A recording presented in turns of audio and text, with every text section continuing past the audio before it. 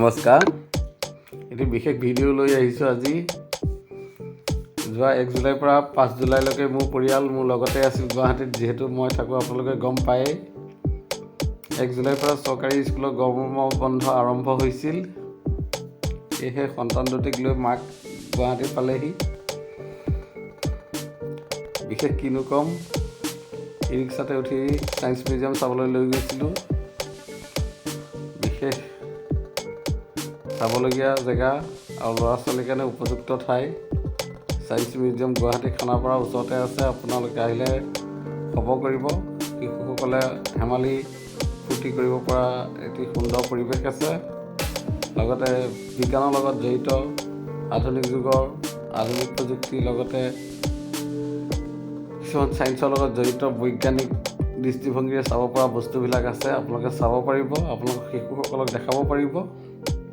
আমি গুৱাহাটীত 5টা দিন কেনেকৈ কটাইছিলোঁ, সঁচাকৈ ভাল লাগিছিল। কৰ্মসূত্ৰে গুৱাহাটীত থাকোঁ, অকলশৰীয়াকৈ থাকিবলগীয়া হয়। সন্তান দুটি মোৰ ওচৰত অহাৰ কাৰণে নিশ্চয় মোৰ ভাল লাগিছিল। সেই গতিকে সিহঁতকে মনটো আনন্দ কৰিব পৰা এটা পৰিৱেশ বনাই। ভিডিঅ'টো চাই নিশ্চয় ভালেই পাইছে আপোনালোকে। গুৱাহাটীত কিদৰে 5টা দিন কটালোঁ ভাবিবই নোৱাৰোঁ। সঁচাকৈ ভাল লাগিল। কৰ্মসূত্ৰে চহৰত ব্যস্ত হৈ থাকিবলগীয়া হয়। এটি অকলশৰীয়া পৰিৱেশ। শিশুসকল গাঁৱত থাকে। সন্তান দুটি মাকৰ লগত জাজৰিতে থাকে। গতিকে বন্ধ পালেহে ঘৰলৈ যোৱা হয়। সিহঁতেও দেউতাকৰ লগত থাকিব বিচাৰে। গতিকে 5টা দিন মোৰ লগতে মই ৰাখিলোঁ। ৰাখি ধেমালি ফূৰ্তি কৰিবৰ কাৰণে এটা পৰিৱেশ বনাই দিলোঁ।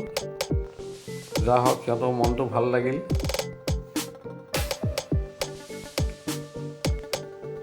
কিছুমান পৰিৱেশে ল'ৰা ছোৱালীৰ মনত আনন্দ দিয়ে। বছৰত এবাৰ হ'লেও ফুৰাব নিব লাগে, চেষ্টা কৰিব লাগে। বাহিৰা পৃথিৱীখন দেখাব লাগে সিহঁতক। পৃথিৱীখন আমি ভবাতকৈ বহুত বহল। যিসকল সক্ষম তেওঁলোকেতো বহুত দূৰলৈ যায়, শ্বিলং যায়, চেৰাপুঞ্জী যায়, দিল্লী মুম্বাই যায়। আমি সিমানখিনিলৈ আশা কৰা নাই যদিও যিমানখিনি পাৰিছোঁ ল'ৰা ছোৱালীৰ লগতে আনন্দ ফূৰ্তি ধেমালিৰ মাজেৰে জীৱনটো পাৰ কৰিব চেষ্টা কৰিছোঁ। তাকে আপোনালোকক ভিডিঅ' আকাৰে দেখাইছোঁ। লাইক কমেণ্ট শ্বেয়াৰৰ বাবে নহয়, এতিয়া আধুনিক প্ৰযুক্তিৰে চহৰখন নতুন ৰূপত বনাইছে। তাকো এপাক চালোঁ গুৱাহাটীখন। সন্তান দুটিকো লগত ৰাখি মোৰো ভাল লাগিল।